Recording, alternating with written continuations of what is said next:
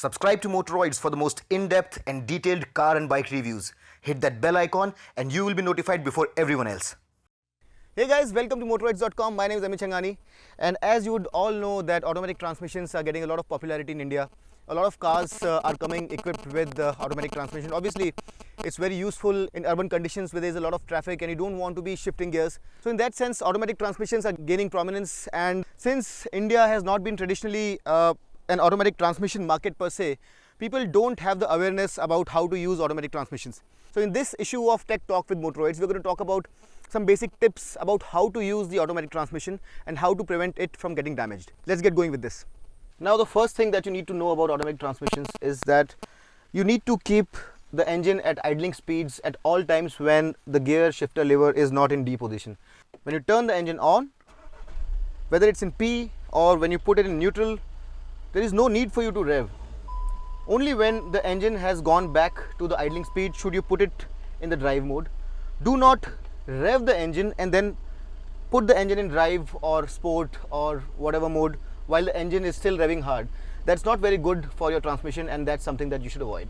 Now, that was for people who are not very familiar with using an automatic transmission. However, there are some people who are at an advanced level, and what they do is that since their automatic transmission doesn't have a launch control, what they do is they put the car in neutral first and then they rev like so, which I should not be doing basically, and then when the revs are high, they put it in D. That's something you should never do, because that is going to do a lot of harm to your transmission, and that's something that car makers specifically ask you not to do. So if you are someone who is doing that purely for racing purposes on a racetrack or during launch, maybe, if you're okay with damaging your car's transmission, that's fine, but you should avoid doing that. Now, what also happens a lot of times is that people put the car in reverse, and while the car is still reversing, they're in a hurry to put it in D. So the car is still not finished reversing yet, and vice versa. While they're driving, they put the car in reverse while the car is still driving. That's very harmful for your automatic transmission. You should let the car stop if you're reversing and then put it in D. And if the car is moving forward in D, and if you want to put it in R, you should wait for the car to stop and then put it in R. That's very important. Otherwise, you're going to do a lot of harm to your car's automatic transmission. Now, a lot of people have this habit of putting the car in neutral while they're driving, as the car has attained a certain speed or it's going downhill, so as to coast, and they think they are saving fuel by doing that. It's not recommended at all. It's like putting the car in neutral when you have a manual transmission car as well, and your car will not have any drive, it won't have any engine braking. It's not safe, first and foremost, and secondly, it's not recommended at all by the manufacturers to be putting your car in neutral while it's driving. It's not right, and you should never ever do that. It's going to damage your transmission in the long run. Never ever put your car in neutral while it's still driving. Now, if you want to reap the benefits of your car coasting and saving you some fuel, there are cars like the Volkswagen Tiguan that we are driving right now, which automatically decouples the transmission from the drive in a very safe manner.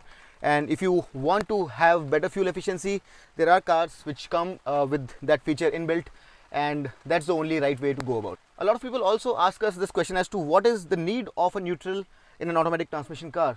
Well, the neutral is not to coast.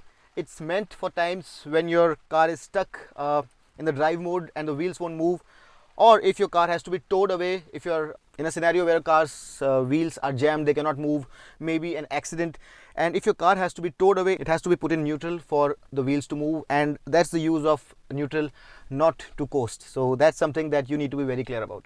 Another mistake that a lot of people make is that when they're driving and say they stop at a traffic signal, they have this tendency to put the drive shifter into P mode while waiting. That's not the right way to go about it. You're only doing harm to your transmission. There is no need for it.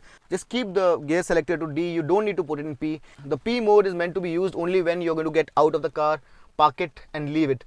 While driving, always put it in D while you're waiting for a moment, and you don't really have to put it in P. Now, those were some of the ways to use your automatic transmission in a proper manner. However, there are some other things that you need to be mindful of. First and foremost, a lot of people don't take care about replacing the transmission fluid in a timely manner.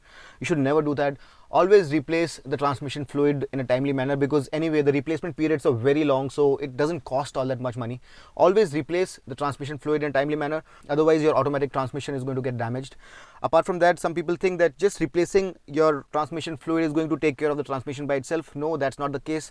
All the vital fluids related with the car, like your coolant and your engine oil, are important, because transmission works in close conjunction with the engine, and the fluid for the transmission is also cooled using the coolant, and it also goes through the radiator. So make sure that the coolant is always at optimum levels, that the engine is working at its optimum level. Replace the engine oil whenever you have to, and that is going to keep your automatic transmission in good shape. Another important thing is that the specification of the transmission fluid that you're using should be exactly what the manufacturer has recommended. If you use a specification which is not been recommended by the manufacturer, you may be doing damage to your automatic transmission, and that's something that you need to be careful about. I really hope that these tips went some way in making you understand how to use your automatic transmission a little better. And if you like the video, do hit the like button. Share it with your friends and family who might be interested in knowing a little better how to use the automatic transmission on their cars. Subscribe to our channel, and rev hard, rev free, and drive safe.